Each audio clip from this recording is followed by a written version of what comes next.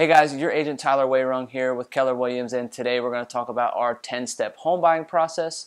We'll kind of give you some expectations on what to think about throughout the process. It'll also help you kind of better understand where you fit in the bigger picture, and we'll also give you some tips and trips along the way. So with that, let's jump in.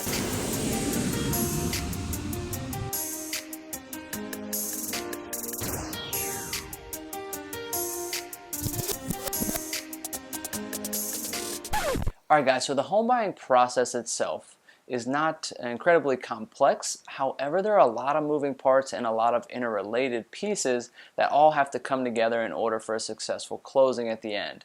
So we thought it'd be good to walk you guys through each of these steps, kind of give you some understanding on what to think about through each, set some expectations so you're not caught off guard, and also give you some tips and tricks to think about throughout. So with that, let's go to step number one. Alright, so step number one is to make sure you're ready. We shot another video about this that will link up here in the corner, but just some questions to ask yourself, some things to think through, but the big thing here is to make sure you're financially and emotionally ready to make this step to become a homeowner and take on all the challenges and also reap all the benefits associated with doing that. So step one is just to make sure you're ready to do that. Alright, let's go to step two. Alright, so step number two is a pre-approval and understand your financing options. So during this step, you're going to have to reach out to a mortgage loan officer or a mortgage lender for them to give you a pre-approval. So they'll collect some documents from you, kind of understand what kind of income you have, what credits and debts you have out there, and that'll help them formulate what they would be comfortable lending on. This isn't a guarantee, but it is a formal step in the process. Most real estate agents won't really take you serious unless you've done this. It helps you kind of understand where you fit, what price range a bank would approve you for, but also this is something you need to take with a grain of salt. The bank may say they'll approve you up to a certain amount. That doesn't mean that that's the range that you should be looking for homes in.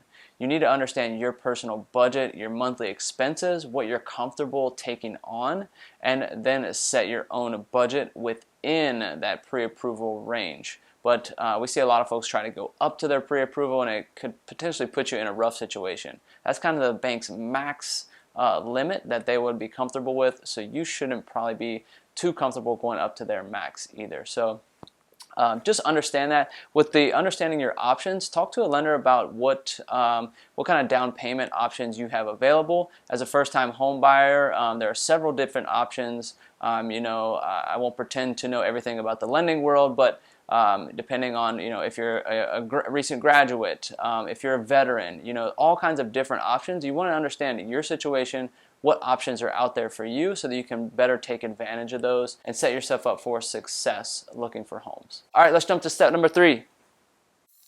Alright, step number three is to meet with a couple agents and select one. We often talk to people who have a good friend in the family or someone who holds a real estate license. Guys, a lot of people hold real estate license and don't do a lot of activity.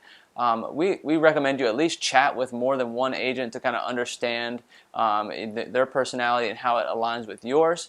While that's not necessarily a criteria for helping you fix a house, it is good to have a good working relationship, somebody that you feel comfortable reaching out to. You are making a huge decision when you're buying a home, so you want to make sure you feel comfortable asking all the questions to that agent. So just meet with and talk to a couple, get a feel for them. Don't just go out and pick someone that your family recommends or who your cousin's Uncle Susie, who keeps her license active but really doesn't do a whole lot with it. Alright, step number four. Alright, step number four is the fun part. You get to get out there and start looking at houses. Your agent hopefully set you up with some good criteria. You're getting listings in your email and you're reviewing them out on the different sites. But now you need to go out and walk some, check out the interior. We always recommend people walk 10 to 15 houses if this is your first time through to really understand kind of the feel, the layout, and kind of what kind of gut feeling when you walk in. Every home kind of gives you that feeling.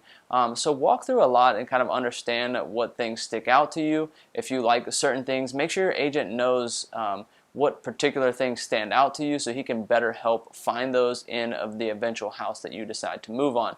But you want to walk a bunch of houses, kind of understand that, get a good feel, just communicate with your agent along the way, and let him know when you're ready to put in an offer. So that brings us to step number five.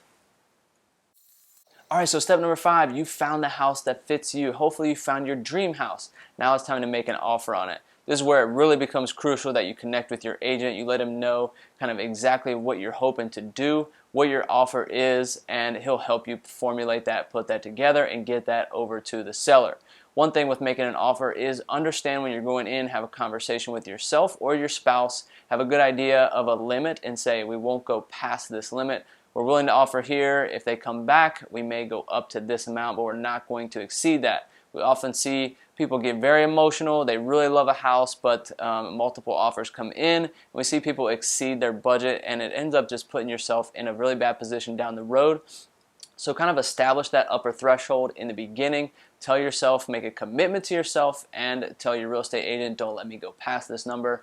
But put that offer in, and you'll wait to hear back from him, and you'll go from there. Well, that'll take us to step number 6.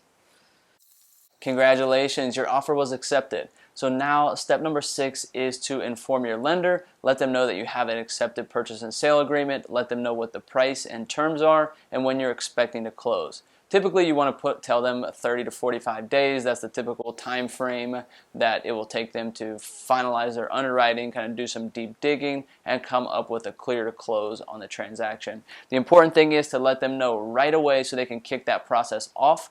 The lending process is the long pole in the tent with the closing process, so you want to make sure that gets started right away, and that can run in parallel while the other activities are taking place. Another thing with informing your lender is to also reach out to an insurance broker. You're going to want to let them start looking at insurance options on this home. The reason we recommend a broker is because they go out to multiple agents on your behalf and come up with the best product they feel like fits your needs, rather than just going to a Geico or Allstate where you're stuck in that one company and you're stuck with what product they have. A broker is going to shop you around and get you the best rate, the best product at the best price. All right, at this point when your bank starts to dig in and do their financial underwriting on you and or your spouse, it's very important that you don't do several things that could jeopardize their approval. We made a separate video that we'll link to up here, but you make sure you want to understand this, but the key thing there is make sure you communicate with your bank throughout the process. Anything that comes up, any question you have, you want to have a good conversation with your lender both ways to make sure you guys are on the same page and there are no surprises that come up in the end that would jeopardize you closing on time. But with that, let's go to step number 7. All right, guys, step number 7 is the inspection. A couple things we want to point out here with regard to the inspection. The first is that you want to talk to your agent and understand what the inspection time frame is that was put into your offer. Usually it's within 10 days, but you do have a definitive time frame that you have to get this inspection accomplished within and get your findings back over to the seller if there is anything that you want to negotiate. So it is your responsibility to coordinate that with the inspector. Your agent will likely help you out with some recommended inspectors, but it is on you, so make sure you understand that. The second thing is this is your responsibility to pay for as well. So be ready to cough up a couple $100. Usually it's 500-ish, give or take 100 or 200, depending on the house size, but some folks are surprised when they find out that it is your responsibility to pay for. This is going to be your home, this is your inspection to make sure that everything is up to par. All right, so let's talk about what the inspection actually is. So a licensed inspector is going to walk through. They're really looking for the big items, things like your roof, your foundation, HVAC, hot water heaters, appliances, outlets, electrical, plumbing. So really the safety, the big items, they're making sure everything's functional, it's up to code, and it's safe.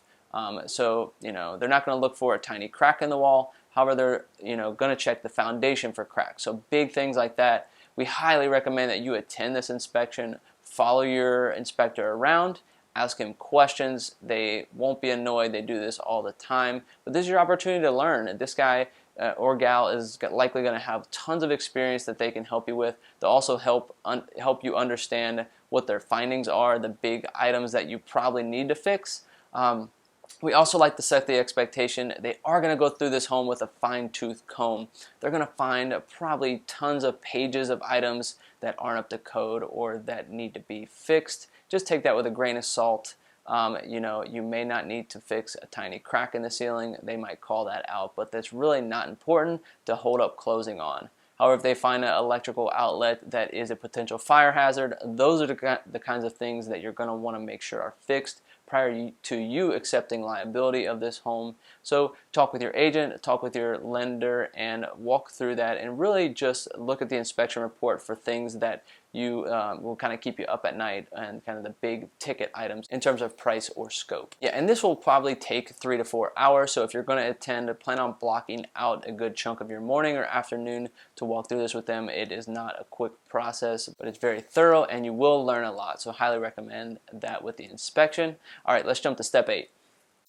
Alright guys, so step 8 is the appraisal. It is different from the inspection. You'll have a licensed appraiser come out to walk the home, and the whole intent of the appraisal is to give an opinion of value of what the home is worth. The reason this is important is the bank will only lend up to a certain percentage of what they think the home is worth. So your loan to value is something you're going to want to understand. In a conventional mortgage, it's typically 80% of loan to value. You have to put that other 20% down.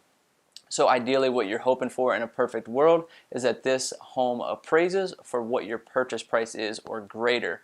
That means that everything that you talked about with your lender prior will be the same. If it appraises for the purchase price, you will still put that same 20% down and the bank will bring the other 80. The problem becomes if it appraises for less than purchase price, because the lender will only approve a mortgage up to 80% of the appraised value. And if that's less than the purchase price, you have to make up the difference or negotiate that with the seller. So that just kind of introduces a little bit of complexity there. Some things could go awry if the seller is not willing to budge. You may have to bring some additional capital. 80 is kind of the mark for a conventional mortgage. If you're doing FHA, it could be up to 97.5% loan to value. So you just want to understand that. Have a conversation with your lender prior to the appraisal so you know kind of what the target number is you're looking for. All right, let's jump to step 9. All right, so step 9 is a final walkthrough of the home. So congratulations, you're almost there, you're getting ready to close, but we always recommend that you schedule a final walkthrough prior to closing day. Hopefully your agent will do this for you on your behalf, but what you don't want to do is not do this and then move into the home and find out somebody punched holes in the wall, someone took that appliance that you wrote into the contract. Now, there's a good chance you'll always get that back, but it'd be good to do it prior to closing day when the seller still is incentivized to make those fixes in order to be paid. So always good to walk through, make sure everything still checks out, there's no surprises, but it's just always a good idea to do, and it gives you that warm and fuzzy prior to closing. We typically schedule these the day prior to closing so you kind of know right before you go and sign all the paperwork that everything checks out and you're good to go. All right, step number 10. All right, so congratulations, you made it to closing day. You're almost there. You're almost going to get these keys, move into your dream home, but a couple things we want to point out in reference to closing day. So always try to block off an hour or so. This does take a little bit of time to walk through all the paperwork, so just like to set that time aside. Also warm up your hands before you get in there because you're going to do a lot of signing. They'll probably have more paperwork for your signature on it than you've ever done before. I know leaving there, my wife and I's hands were cramping up, so just make sure you're warmed and good to go there. And also, we like to recommend that you always buy a owner's title policy, a title insurance policy. They'll probably ask you that at closing if you want to do that. Highly recommend you purchase that. It kind of just gives you insurance that every owner up to you and throughout your duration in the home, you have clean and clear title. And this insurance will take care of anything they find after the fact. So always just tell our clients we highly recommend that. But in the end, it's your decision to find out what your risk tolerance is and what you're comfortable with. All right, so you made it. Congratulations. Hopefully you got through all the paperwork. Hopefully you got the keys and you're ready to start getting moved in. If the sellers attended closing, it's always a good idea to swap contact information. You'll never know when you get in the basement and you can't figure out where that light switch is, or you can't figure out something that is a quirk with the home, just how to do something. It's always good to be able to shoot them a text and reach out so you're not stuck trying to figure out how to do something. But with that, hope this was helpful. I hope that helped kind of guide you through this whole process. I'm excited for you that you finally are moving into your dream home. I hope you had a great experience throughout. And if this video was helpful at all, or you know anybody that's getting ready to start on this journey, we would love a share with them, a like on the video, or a comment below. That just tells YouTube that this is worth watching and you got some value out of it. I'd be eternally grateful for any of those. But with that, we'll go ahead and wrap. I'm Tyler with Keller Williams, and we'll catch you next time. See ya.